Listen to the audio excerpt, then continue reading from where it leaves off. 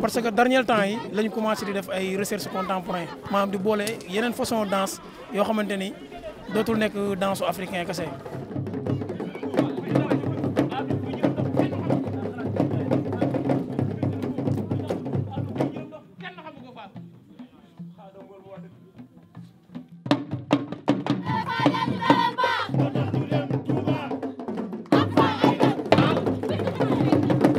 recherche contemporaine nag bu ñu ko waxee mooy maanaam dañuy jël lu démb boole ko ak lu tey.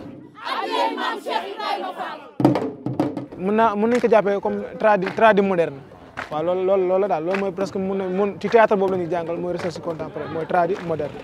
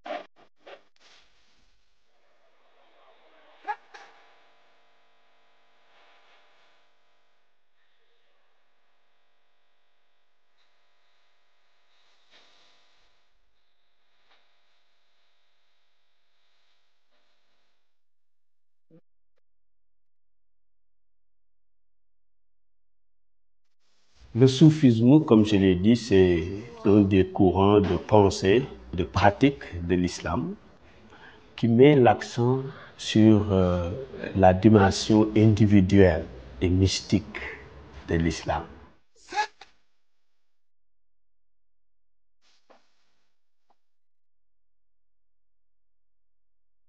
Sénégal, si vous voulez, est presque la plaque tournante du soufisme en Afrique de l'Ouest.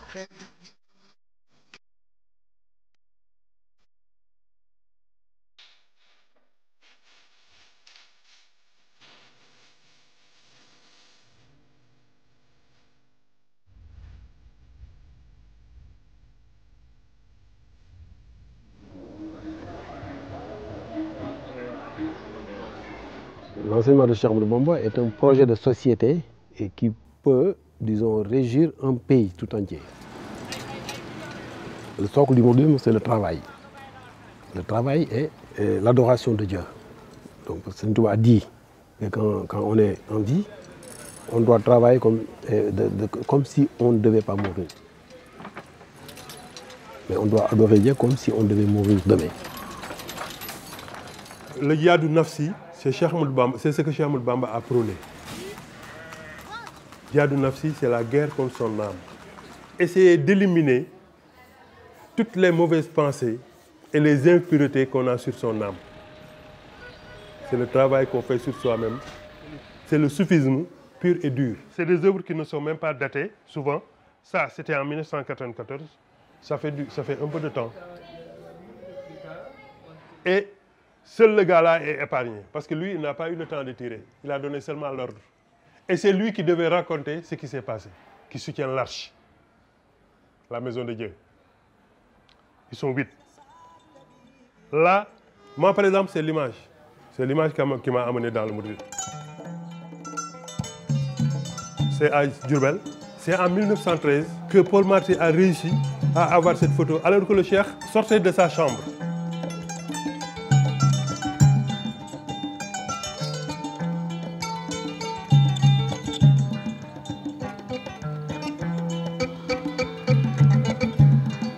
Dès que tu vois une image de Cheikh Ahmadou Bamba quelque part, que ça soit sur un mur, que ça soit sur un poster, tu es dans son aura.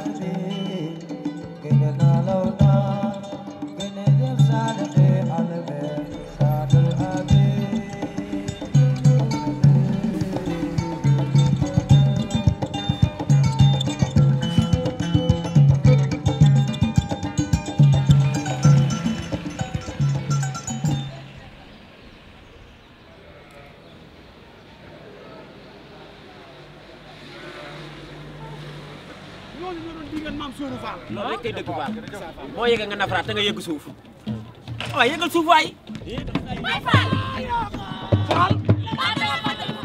avant ñu koy njëkk a joué sur scène boo koy répété sax wala ñu ne ñu ngi waajal benn spectacle ci Maam Cheikh Ibrahima Fall kuy wax ci Bamba Mos xam la lay dendal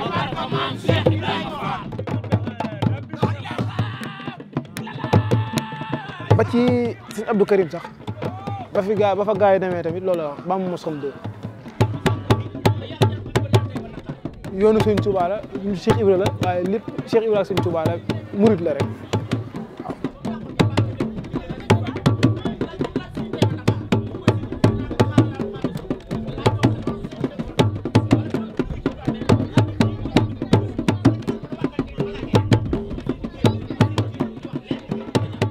ñun ñu nekk ci diggante mosquée bi jumaa ji ak buntu ko Sëñ Fall bañ joué ba noppi mu dal di ñëw ñu oo ñu ñëpp toog mu ne ñu nii la maanaam c'est comme ça nii la mos xam kii goûte le saura alors puisque nous suñ marraine c'était Colette Senghor la femme de Léopold Sédar Senghor on a effacé le nom de troupe Colette Senghor et on a mis Bamba Mos xam mu biral ñu ne ñu lii dana dem fépp ça ira partout c'est Sëñ Fallou qui nous a dit que dana dem fépp na dem fépp na ne xañaar na que soit très clair alors de par ces paroles là waxam jooja dafa def bu ñun fu ne dem nañ fa ci Sénégal partout au coin le plus reculé dem nañ fa Sénégal on joue tous les jours que jëfee bon histoire bi nag c'est-à-dire c'est une histoire presque africaine c'est-à-dire li ñu doon joué pièce bi ñu doon joué Serigne Touba la waaye képp ku fi nekkoon te yëngu ci wàllum l'islam nekk kilifa l'islam yaa ngi ci biir pièce bi. Bamba Mos xam c'est quand tu goûtes tu le découvres quand tu goûtes Bamba tu fais des découvertes quand tu goûtes Bamba tu as la certitude c'est ça la véritable signification de Bamba Mos xam.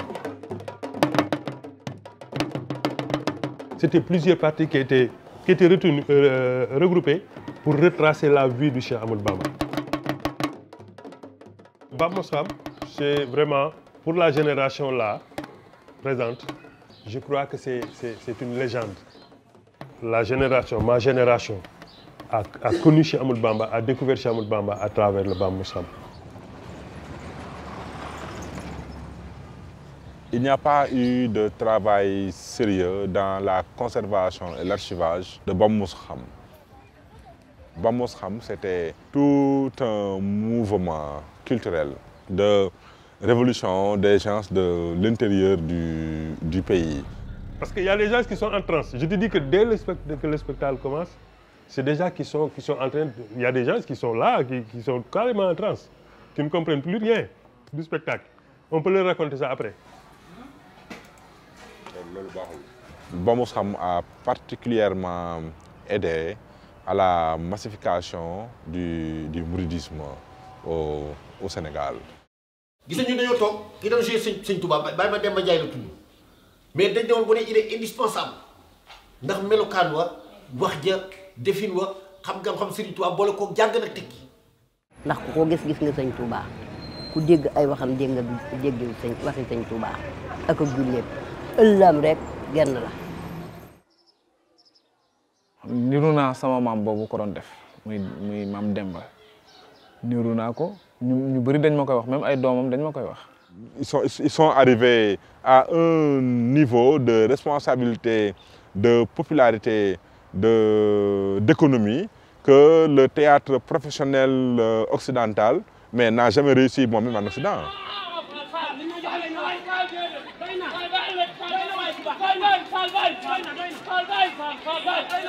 loolu it dafa daan neex lool ci xolu murid yi ndax da nga ciy gis koo xam ne nii bu day yëkkati bu amee xaalis sax day génne li ci poosam lépp joxe ko ndax kontaan ci li muy dégg loolu it moo tax murid Pastef bi murid di amee yooyu yëpp da koo yokk ndax ci biir li ñuy nettali Pastef da ciy feeñ ak bëgg da ciy feeñ ak dogu da ciy feeñ bëgg lu bëri da ciy feeñ daal.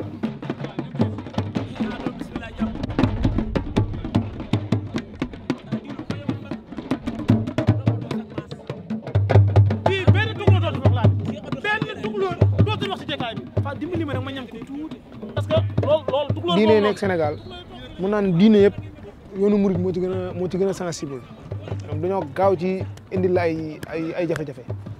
Le problème de Bamoussam, pourquoi les gens ont totalement abandonné cette histoire, c'est un problème de rôle qui va incarner le cheikh. Maintenant, bon, là où ça cloche, c'est les interprétations donc, au niveau de la spiritualité. Bon, quand on aborde les questions de confrérie et ça, c'est à ce niveau que ça commence à poser problème.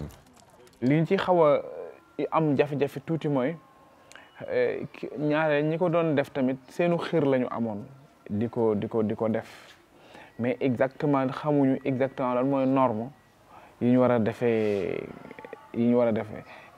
théâtre. The miracle of Muhammad is the Holy Quran. looloo tax boo gisee film yonent bi sallallahu alayhi wa sallam amul koo xam ne ni dañ naan kii mooy yonent bi amul acteur koo xam ne ni moom mooy nekk yonent bi la mel noonu nag ñi nga xam ne ay ñun murid tamit loolu tamit dafay am dañuy méngale ne kenn tamit warul ñëw jël image Sëñ Tuubaa def ko comme kii loolu benn jafe-jafe la ci ñoom li nga xam ne ñoom li ci ëpp solo rek mooy que ne ñoom jàngale nañ Sëñ Tuubaa. Dès que Borom Dar dès que Borom Dar interpelle le cheikh pour lui parler d'une certaine façon, avec cette arrogance du colonisateur, mais il y a des gens qui ne vont pas se retirer, hein. Ils vont monter sur la scène. Ah oui, ah oui, hein.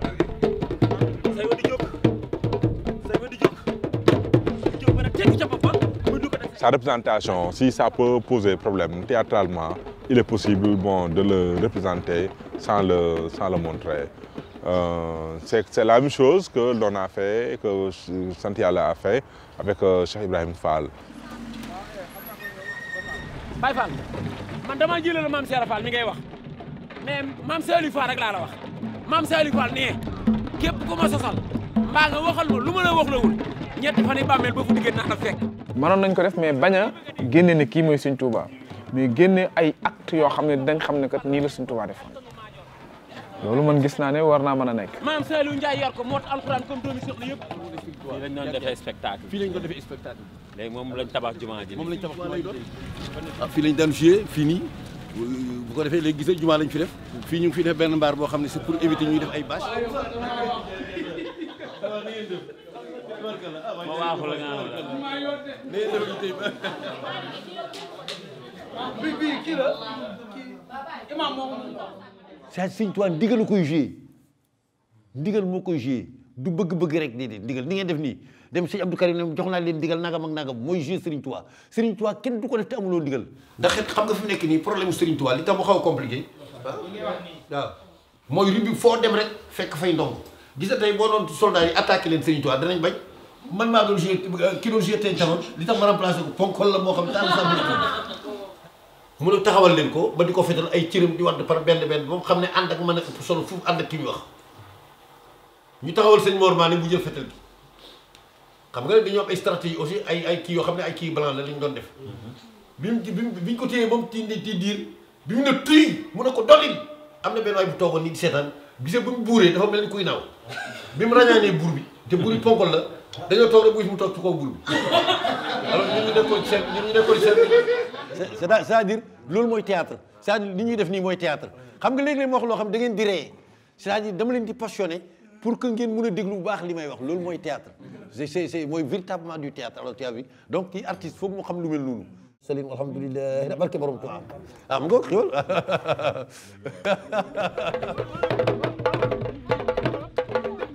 keroog Diol wax na ko théâtre lépp la man mun na maa xëy tey jouer rôle imam gàddu sama bant sol sama grand boubou sol mbaxane teg ne man maay imam bi toog di xutba kon imam bi xutba théâtre lay def donc kon mais ñoom di nga ko gisee noonu amuñu vision boobu noonu ñoom vision bu ñuy gis mooy caaxaan foola wala bi ma teg ko mu def nii Voilà, donc au niveau de la représentation, bon, il y a un mot qu'on utilise plus souvent dans les hip-hop, quoi, c'est represent. Pour eux, la représentation locale, bon, partir avec un cachet, un tampon local est un élément extrêmement important dans la pratique artistique. Ce théâtre dont nous parlons, il est local. C'est quelque chose qui nous appartient. C'est un patrimoine culturel.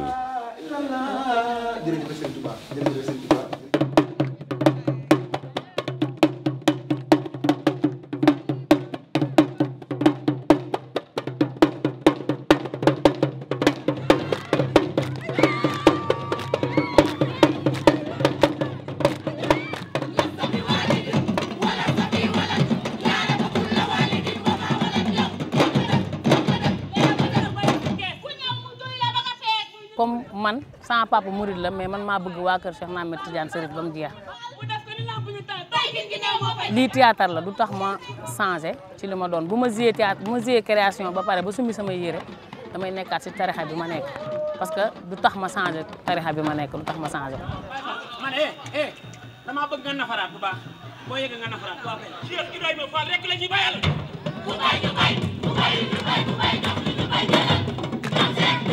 li tax moom solo day moom daanaka ñi ngi dund ak moom muy maanaam ñun gis nañ ci njariñ lu rëy ñun bañ duggee ci PS bi la ci lañ jaaree nekk Baye Fall. Le mouridisme est né de la rencontre entre Serigne Touba et Cheikh Ibrahima Fall. Baye Fall, comme ça s'entend, Baye c'est père. C'est le Wolof qui l'appelle comme ça. Son origine vient de Mam Cheikh Ibrahima Fall. C'est lui en réalité qui est le père, qui est le Baye Fall. Quand on dit Baye Fall, c'est lui. Tous ceux qui sont dans sa confrérie se font appeler comme ça, mais en réalité, c'est des disciples. Le Baye Fall est unique. Le Baye Fall, c'est celui qui a créé, qui a fondé le mouvement. Et ce mouvement-là est une partie intégrante du mouridisme de Cheikh Ahmadou Bamba. donc fàttali koor gi paas la ci lañ dem di gëstu ci mbirum Baye Fall ci ndogu yi fa lañ jébbaloo ci Cheikh Ndigal nekk Baye Fall. du ma murit mais su ma nekkee ci scène bi du jouer damay yëg laa bu ñuy annoncé maam Cheikh Ibrahima Fall dem na ak sëñ Touba loolu dafa am lu muy yëg.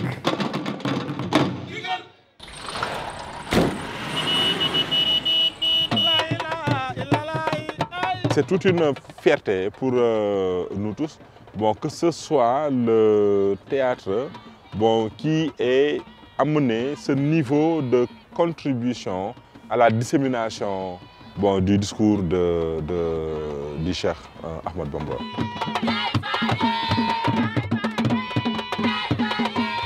C'est exactement ce que Bam Moussam voulait retracer.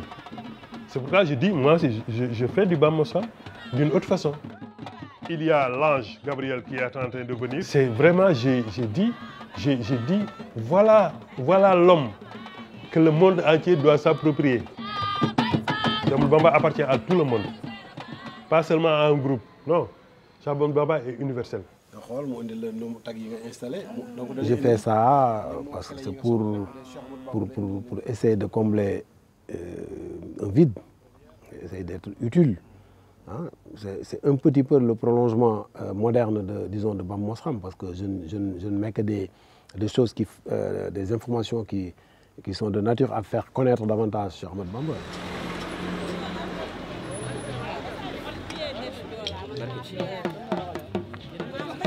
Bon, on a tout à se valoriser de ce que Bam Mosram a fait. Bon, ce que l'on a réussi avec le théâtre au Sénégal, les Européens ne l'ont pas encore réussi avec le théâtre en Europe. Bon, les Grecs ne l'ont pas encore réussi avec le théâtre aux Grecs. Bon, si tant est, c'est eux qui ont inventé le théâtre. Bon, c'est pas vrai. Bon, Bam Mosram a donné la réponse cinglante, claire et nette que le théâtre est une invention sénégalaise aussi. Bon, ce théâtre-là.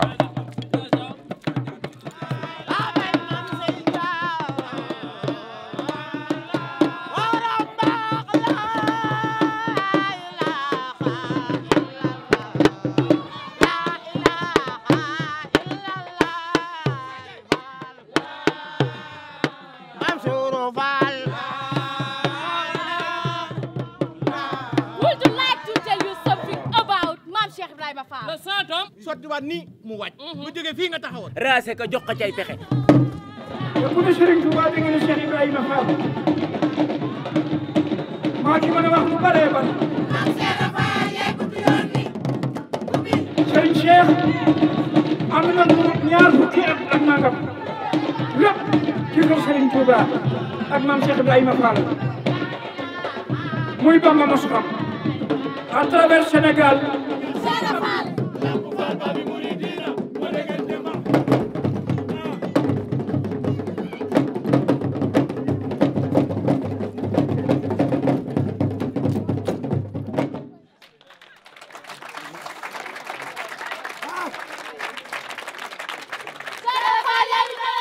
What the